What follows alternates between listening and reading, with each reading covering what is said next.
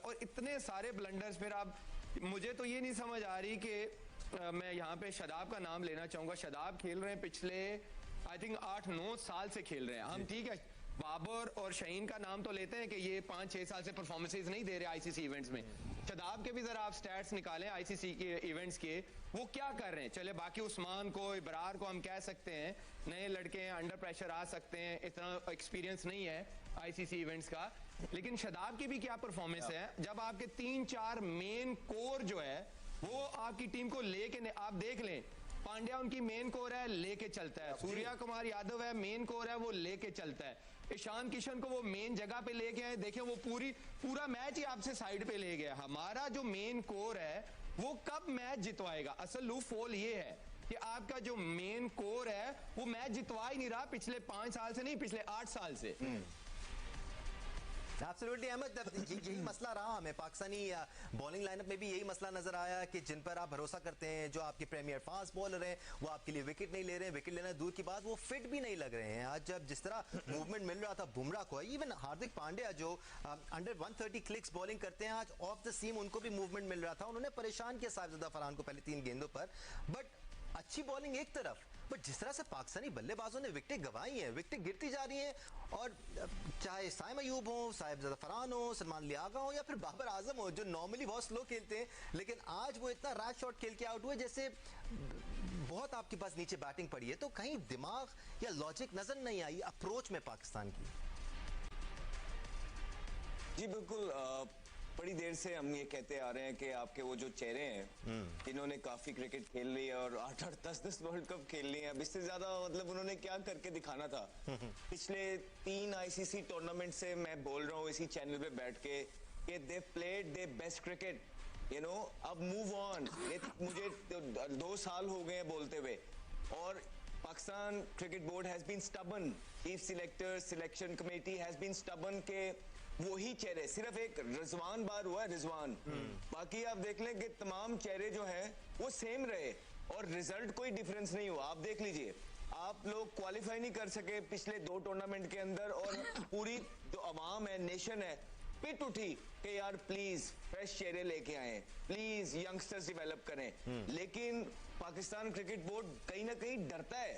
वो कहता है कि यार हमने तो इतनी इन्वेस्टमेंट इन पे की थी, तो अभी पीछे तो कोई तैयार है ही नहीं, तो अगर ये चले गए तो फिर हमारे पे सारी उंगलियां आएंगी कि यार इन्होंने तो कोई प्रोड्यूस ही नहीं किया, बनाया ही कुछ नहीं है, हम एक्सपोज हो जाएंगे।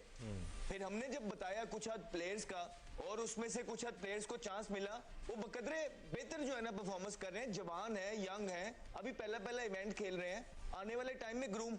लेकिन आपके सीनियर प्लेयर्स जो है वो मेन पोजीशंस पे अभी भी डिसअपॉइंट कर रहे हैं।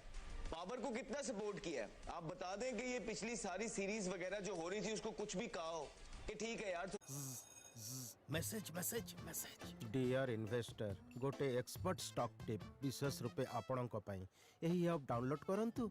स्टाइट खराब कर दिया, उसके दिमाग के साथ खेल रहे हैं, उसका हर जगह पे उसको ट्राई किया गया। आपने ओपनर उसको खिलाया, 1 डाउन उसको खिलाया, चौथा उसको खिला रहे हैं, हर जगह पे ट्राई किया कि किसी न किसी तरीके से ये जो है ना फिट हो जाए।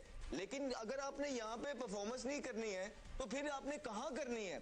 किन मैचेस के लिए आप प्रिपेयर हो रहे हैं? आप पीएसएल के लिए प्रिपेयर हो रहे हैं सारे के सारे सीनियर प्लेयर्स जो हैं? किसके लिए? कि आपकी जो है ना बोलियां आप पीएसएल में आके दोबारा आप सुपरस्टार बन जाएंगे सारे के सारे? तो कहने का मकसद है कि Pakistan cricket board chief selectors, इनको चाहिए कि मूव ऑन यार। आपको पहले से बोल रहे हैं, 2 साल से बोल रहे हैं, you guys are late already. और उसके बाद आप अवाम का आज भी देखें, वो कहती है फाइट ही नजर नहीं आई। वो कहते हैं कि यार लड़के तो कम से कम हार जो, पीछे 3 मैच अब अभी आ रहे हो, आउट ऑफ द फील्ड आप चीजें कर रहे हो, शेक हैंड की ये सारी चीजें, इतना अच्छा केस आपने बिल्डअप किया है, और ग्राउंड के अंदर भाई ये जंग ग्राउंड की है, ग्राउंड की बाहर की नहीं है, तो आपने लड़ना तो है अंदर। तो आप शाहीन है यार, ट्राई करता हुआ नजर आ रहा है, हर एक चीज है, लेकिन लड़का भी बहुत अच्छा है, लेकिन परफॉर्मेंस नहीं है। वो लग रहा है कि उससे वो रिदम में ही नहीं है, वो लग रहा है कि वो बहुत अंडर प्रेशर है और उससे बॉलिंग नहीं हो रही है। आज भी जो स्टार्ट उससे एक्सपेक्ट किया जा रहा था नए बॉल से, he gave it away, and फिर लास्ट ओवर में जहां पे फिनिश अच्छा करना था उसको वहां पे भी स्कोर हो गया। तो और कितने चांसेस होते हैं वो हमें बता दें प्लीज। मेरी भी ये जियो के जो मैनेजमेंट है उससे रिक्वेस्ट है कि काइंडली एक ही दफा पूछ ले कि कितनी देर के लिए सपोर्ट करनी है, ताकि हम सपोर्ट करते ही चले जाए इनको। नहीं, यार कहने का मकसद ये है कि खुदा का वास्ता है, अभी भी जो है ना, सुने जी, तो नहीं सुने, अभी भी जो है टाइम है, कुछ नहीं बिगड़ा है कि आपके जो सीनियर प्लेयर्स हैं, ठीक है, इनको आप अब बिठा दें, इनका टाइम अप हो गया है, दे आर डन। अभी हम टूर्नामेंट के अंदर हैं और हमें सेमीफाइनल तो कम से कम खेलना है। तो आप बेसिकली फ्रेश फेसेस जो आवाम डिमांड कर रही है, वो है नाफे, वो है सलमान मिर्जा और वो है फखर जमान। आप इन तीनों को लेके आए ताकि फखर जमान एक लेफ्ट हैंडर बीच में आएगा, एक्सपीरियंस भी है, hopefully he can create the difference. Otherwise ये जो बंच है, ये ग्रुप है, bro I don't see any further performances from them. Bro आगे के लिए क्या करना चाहिए, इस बारे में बात करते हैं। Let's take everybody's opinion first. और वी अंडरस्टैंड, हम सब गुस्से में, it hurts losing in a world cup, specially against India. और जब आप इस तरह हारते हैं, वन साइडेड मैच हारते हैं, जब आपके अंदर वो फाइट नजर नहीं आती है या आप सिचुएशन के हिसाब से नहीं खेलते हैं, ज्यादा दुख होता है। Kamran, let's talk about numbers. मैं आता हूँ सिक्कू भाई के पास। सिक्कू भाई ने मुझसे बड़े मोहब्बत से रिक्वेस्ट की थी कि मेरे पास बिल्कुल आखिर में आना। सिक्कू भाई भी बड़े में बैठे हुए थक गए, और you know it puts you down Kamran, it hurts when you lose against India and you lose in this fashion. मैं नंबर्स की तरफ आता हूँ। Shaheen bowled 2 overs, went for 31 runs. पहले ओवर में कोई मूवमेंट नहीं मिला, पहली 3 गेंदें शॉर्ट गेंदें थी, भरपूर शॉट लगे आपको। Abrar Ahmed 3 overs 38 runs. ना ही इज बोल्ड डिसेंटली, आज बहुत ही बुरी बॉलिंग की उन्होंने। फिर शादाब खान 1 ही ओवर कराया उन्होंने आज। इससे पहले बड़े जबरदस्त लग रहे थे एसोसिएट टीमों के खिलाफ, ऐसा लग रहा था यार अच्छा कमबैक हुआ है। आज 1 ओवर में 17 रन और सारी बॉलें towards the leg stump Tilak Varma को, जो तगड़े हैं लेग स्टंप पे। अगेन जैसे आमिर और अहमद कह रहे थे, 8-9 साल से खेल रहे हैं। Very disappointing performance. बिल्कुल, परफॉर्मेंस तो पहले सबसे शुक्रिया और बाकी सबको भी सलाम। और दानिश, देखें हार जीत तो खेल का हिस्सा है, और जैसे राशिद भाई ने भी कहा कि इंडिया जो है नंबर 1 रैंक टीम है, हम 6-7वें नंबर के ऊपर हैं, तो वो गैप आपको नज़र आ रहा है। चले वो भी चीज़ ठीक है, लेकिन मसला उससे बड़ा ये है कि आज जिस तरह से मैच आ रहे हैं, मुझे लग रहा है कि हमारी जो प्लानिंग है वो पूरी टोटली कोलैप्स कर गई है, और वो मुझे प्लानिंग समझ में नहीं आई। टॉस के ऊपर आप आते हैं, टॉस जीते हैं, सलमान अली आगा कहते हैं कि हम टॉस जीत के बॉलिंग इसलिए कर रहे हैं क्योंकि हमें टैकी पिच लग रहा है। इंटरेस्टिंग था वो बड़ा। अच्छा, अगर आप टॉस जीत के पिच का पहला फायदा उठाना चाहते हैं तो स्पिनर से आप फायदा उठाना चाहते हैं।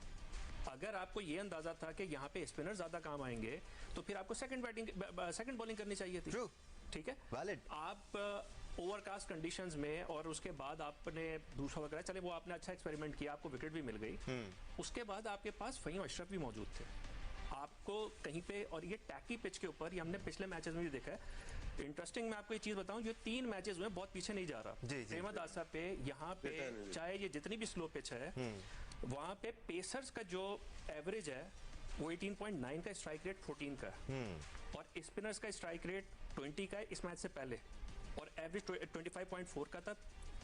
पेसर्स ने ज्यादा विकेटें ली हुई थी, स्पिनर्स ने कम विकेटें ली हुई थी। अब जहां टैकी पिच है तो वहां पे आपके पास वो स्पेशलिस्ट पेसर्स होते हैं जो टैकी पिच का फायदा उठाते हैं। आपके पास सलमान मिर्जा मौजूद है जो कि कटर्स अच्छे करता है, वो पूरी अपनी सब कुछ दिखा चुका है। अगर आपने कंडीशंस के हिसाब से खेलना था तो फिर ये कुछ पूरी आपकी जो टीम सिलेक्शन है और जो टॉस जीत की जो सिलेक्शन है, ये कुछ समझ में नहीं आई। क्या आप 18 ओवर्स अगर आपने स्पिन से करवाने थे तो फिर आपने पहले बॉलिंग कैसे की है?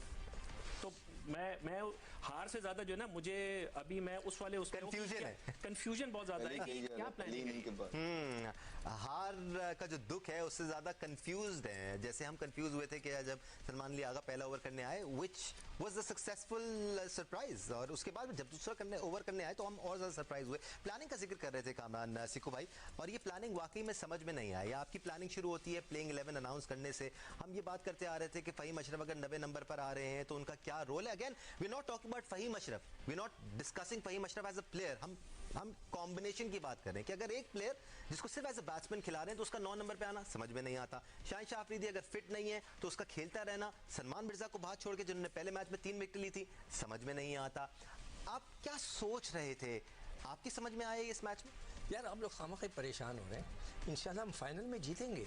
नहीं करें क्या मदद नहीं करें? कौन सा वाला तो भाई इंशाल्लाह फाइनल में टकराएंगे, हम जीत जाएंगे। देखो मैं जो ना प्लेयरों को ब्लेम ही नहीं कर रहा। प्लेयरों को इसलिए ब्लेम नहीं कर रहा कि उनकी जगह ही नहीं बनती, उनको खिलाए जा रहे हैं। मैं ब्लेम करता हूँ आकिब जावेद को, मैं ब्लेम करता हूँ सिलेक्टर्स को जो वहाँ बैठे हैं, मैं ब्लेम करता हूँ माइक हैसन को। ये सारी स्ट्रेटजीज उनकी हैं। माइक हैसन को आप लोग पता नहीं, लोग कहते हैं कि जो पढ़ा लिखा है और उसका ये स्टेटस है। यार एक फर्स्ट क्लास मैच खेला हुआ है, एक फर्स्ट क्लास मैच खेला हुआ है। बहुत देखें लोग, आप मुझे ओल्ड फैशन कहें ना कहें, एक सेक्स ने हवाई जहाज ही ना उड़ाया और आप उसको हवाई जहाज की कोचिंग दे देंगे, भाई आप बिठा के हवाई जहाज चलाना सिखा दें, कैसे हो सकता है?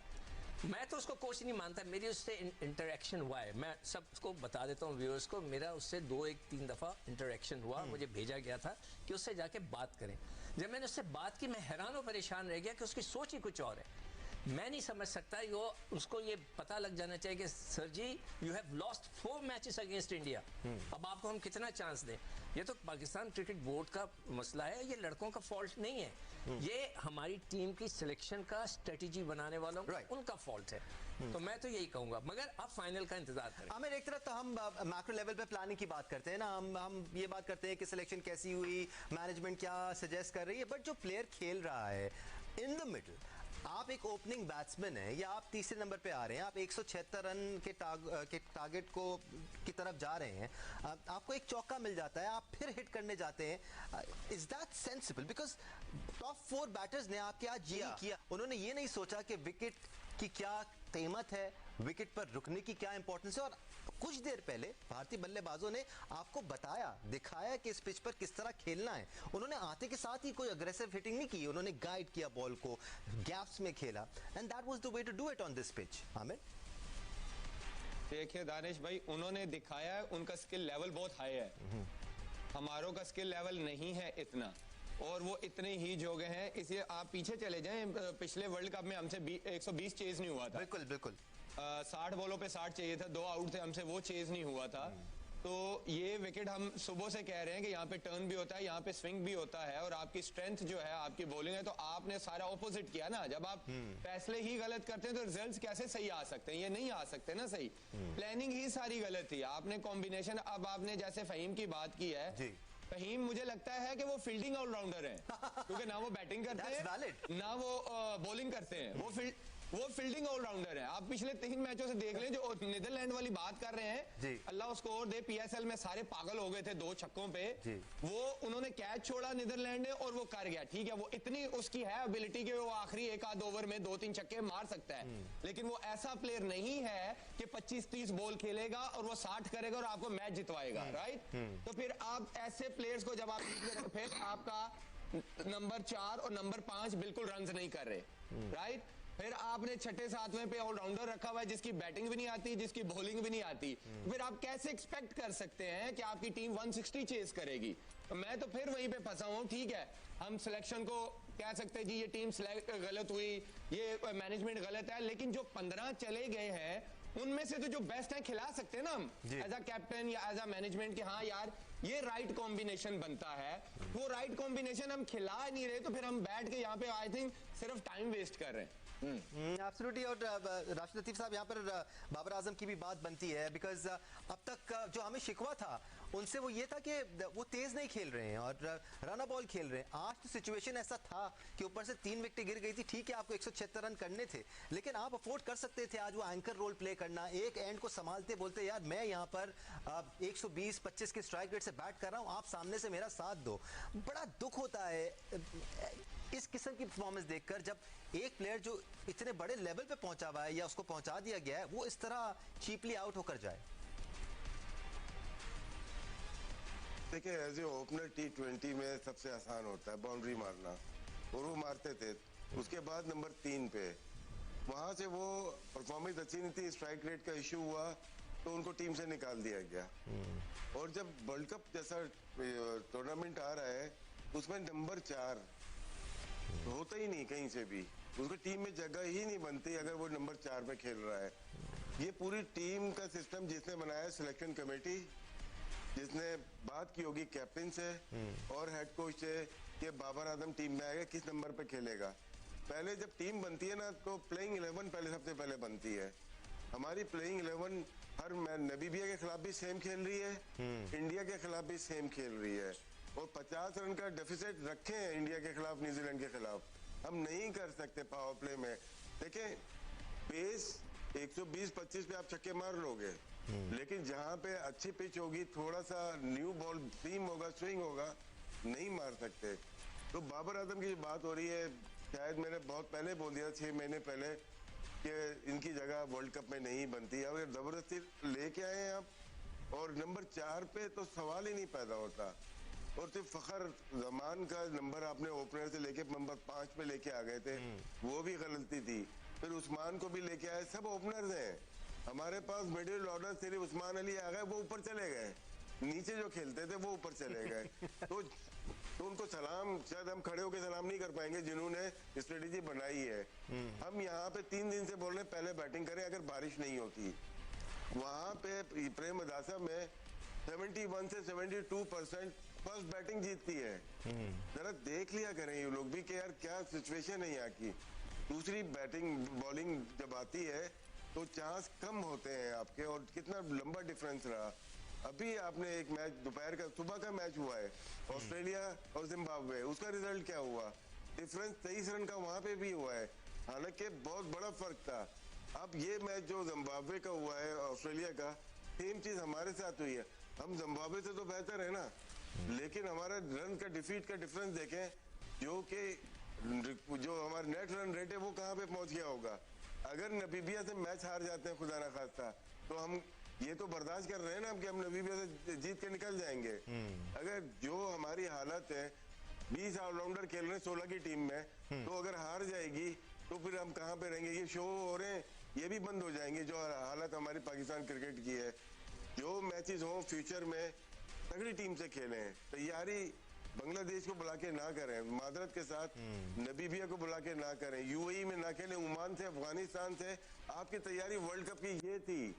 दूसरी टीम जिसके खिलाफ खेल रहे हैं उनकी तैयारी क्या थी, ये इनको देख लेना चाहिए था। बिल्कुल, एक तरफ जहां आप 10 सीरीज खेल रहे हैं, वहां भले आप 5 सीरीज खेल लें, लेकिन अगर क्वालिटी टीम से खेलेंगे तो आपकी परफॉर्मेंस मजीद बेहतर होती जाएगी। बट अहमद, आप किसी भी तरह से ना डिफेंड कर नहीं सकते इस प्लानिंग को, इस अप्रोच को, बिकॉज आपके कप्तान ने आज टॉस पे भी ये कहा कि हम इधर 5-6 महीने से क्रिकेट खेल रहे हैं, हमें अच्छी तरह अंदाजा है कंडीशंस कैसी होती हैं, एसएससी में और प्रेमदासा में क्या फ़र्क है, किस तरह अप्रोच करना है गेम को।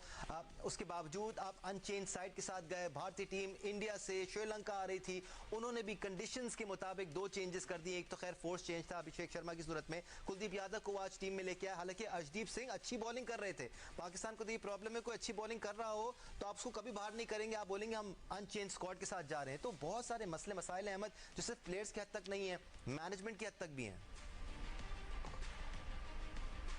देखिए, अब थोड़ी सी टेक्निकल चेंजेस पे, आप जो मिस्टेक्स हुई है उस पे आते हैं। पहले तो हमने, जिस तरह राशिद भाई बोल रहे हैं, कहा था कि पहले जो पाकिस्तान को है कभी भी बॉलिंग नहीं करनी चाहिए, पाकिस्तान को अपनी स्ट्रेंथ पे रहना चाहिए। और अगर भारत सेकंड बैट कर रहा होता बॉलिंग, तो वो उसने डिफरेंट तरीके से करना था, तो यहाँ पे गलती। फिर भारत ने नया बॉल जो है, आप देखें स्विंग हो रहा था, 2 फास्ट बॉलर से कराया और 3 आउट ऊपर से कर गए।